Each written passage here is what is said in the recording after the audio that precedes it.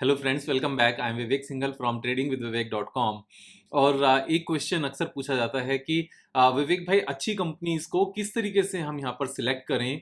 क्या तरीका है? कैसे हम कोई फिल्टर करने का कोई तरीका बताओ आप, या फिर कोई स्क्रीन आउट कर सकें हम अच्छी कंपनीज को बहुत सारी कंपनीज के बीच में।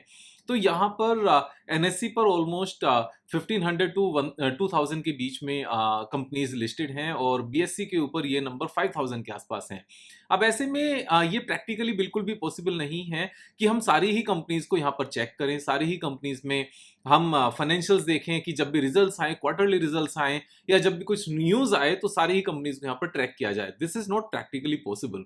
तो ऐसे में क्या किया जा सकता है कि हम एक 100, 200, 150, 130 के आसपास का अगर नंबर देखें, तो सिर्फ और सिर्फ उन्हीं को ट्रैक करेंगे, और सिर्फ उन्हीं में फिर उसके बाद में चार्ट पैटर्न्स को यूज करके जो अपनी स्ट्रेटजीज हैं, बहुत सारी स्ट्रेटजीज हमने सीखी हुई हैं। और अभी तो मैंने अपना जो ऑनलाइन पेड कोर्स था वो भी YouTube पर सारी ही वीडियोस फ्री में डाल दी हैं। तो एक प्रॉपर प्ले लिस्ट बनी हुई है उसकी, आप वो सारी वीडियोस देख सकते हैं। 7 वीडियोस हैं, 3 आवर्स की एक वीडियो है ऑलमोस्ट। तो पूरा ही कोर्स यहाँ पर फ्री में अवेलेबल है, आप वो सारा देखो, सीखो, और सीख के फिर काम करना। तो यहाँ जो स्क्रीन आउट करने की बात है, तो सबसे पहले मैं आपको बताना चाहता हूँ, स्क्रीनर.इन मेरे हिसाब से, मेरी अंडरस्टैंडिंग से सबसे अच्छा स्क्रीनर है जहां पर सारी ही फाइनेंशियल इंफॉर्मेशन अवेलेबल है। मेरी यहाँ पर मुझे कोई प्रमोशनल वीडियो बनाने की जरूरत नहीं है, मैंने कोई प्रमोशनल वीडियो नहीं बना रहा हूँ ये।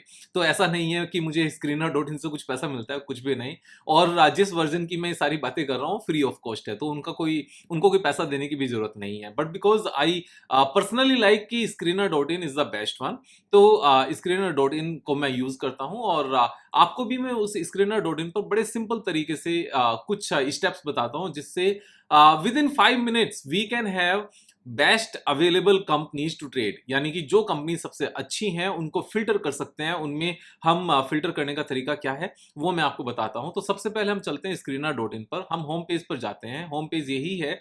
हम यहाँ पर होम पेज के साथ में लॉगिन भी कर सकते हैं, लॉगिन नहीं भी करें तो भी अपना काम चल जाएगा। उसके बाद में हम यहाँ पर स्क्रीन्स पर जाएंगे। होम के साइड में जो यहाँ पर राइट हैंड साइड पर स्क्रीन्स लिखा हुआ है, हम यहाँ क्लिक करेंगे। क्लिक करने के बाद में क्रिएट न्यू स्क्रीन करेंगे। This is in blue colour, जो यहाँ पर टैब बना हुआ है, इसके ऊपर क्लिक करेंगे, क्रिएट न्यू स्क्रीन।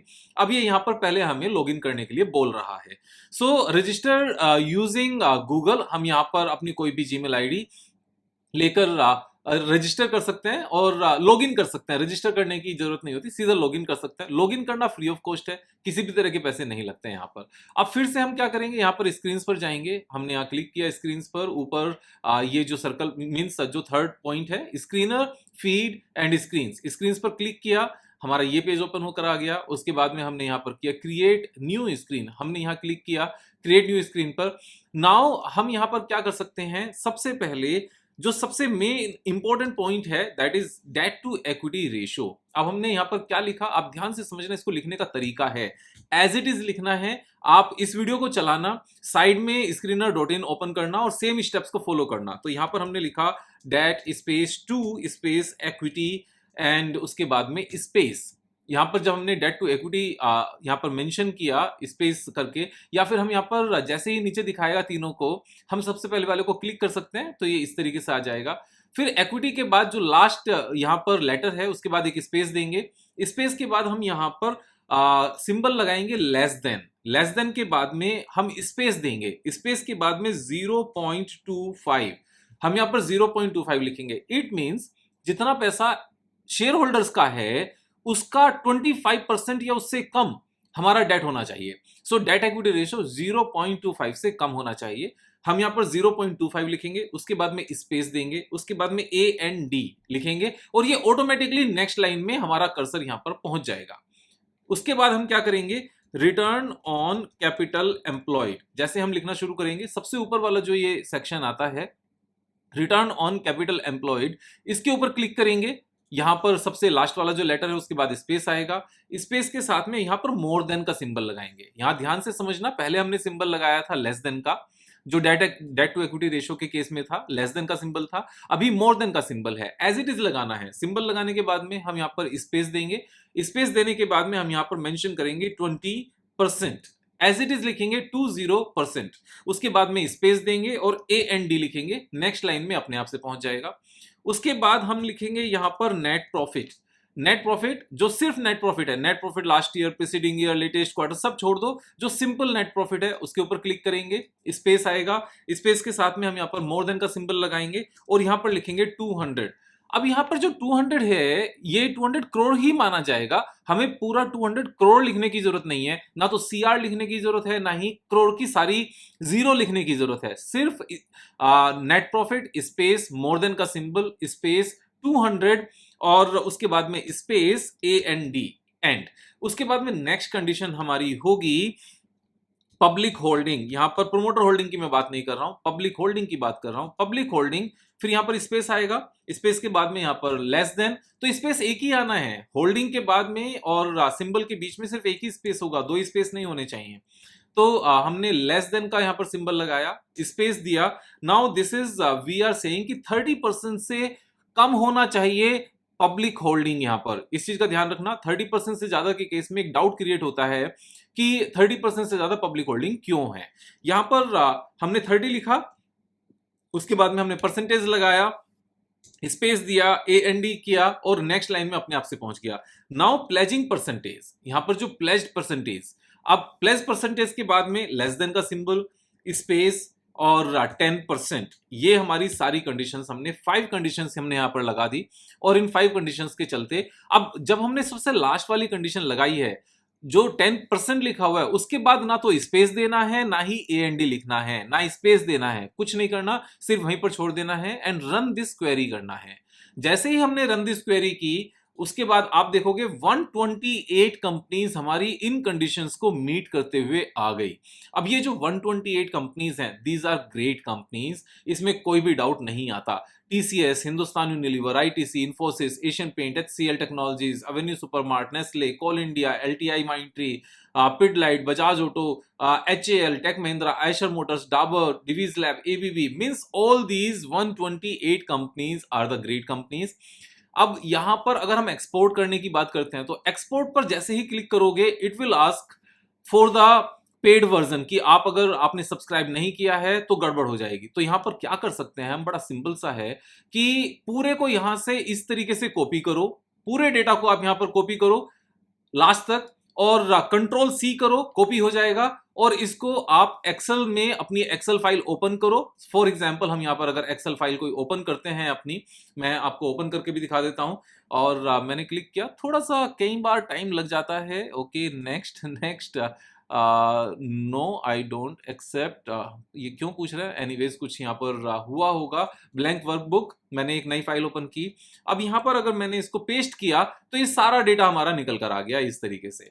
अब जब ये सारा डेटा हमारा निकल कर आ गया तो बड़ा सिंपल है, बड़ा आसान है, यही तो हमें चाहिए। अब इसमें से जो हमारी ये जो हेडिंग्स हैं, बीच बीच में जो हेडिंग्स आ रही हैं, आप इनको पूरी रो को सिलेक्ट करके डिलीट कर दो, तो इस तरीके से हमारा ये पूरा डेटा भी निकल कर आ जाता है।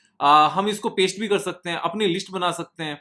अब इस पूरी लिस्ट को, जैसे ये 50 कंपनीज आई हमारी, 50 के बाद में हमने क्या करना है, हम सबसे नीचे जाएंगे, नेक्स्ट पेज का यहाँ पर ऑप्शन होगा, जैसे पेज नंबर 2, पेज नंबर 2 पर गए, फिर से हमने सारा ये डेटा सिलेक्ट किया और डेटा पूरा सिलेक्ट करने के साथ में हमने यहाँ पर इसको थोड़ा सा ऊपर लेकर जाते हैं, पूरा डेटा सिलेक्ट किया और फिर से कंट्रोल C किया अपने कीबोर्ड पर, कंट्रोल+C, और यहाँ पर हम एक्सेल सीट पर गए और वापस से हमने इसको पेस्ट कर दिया।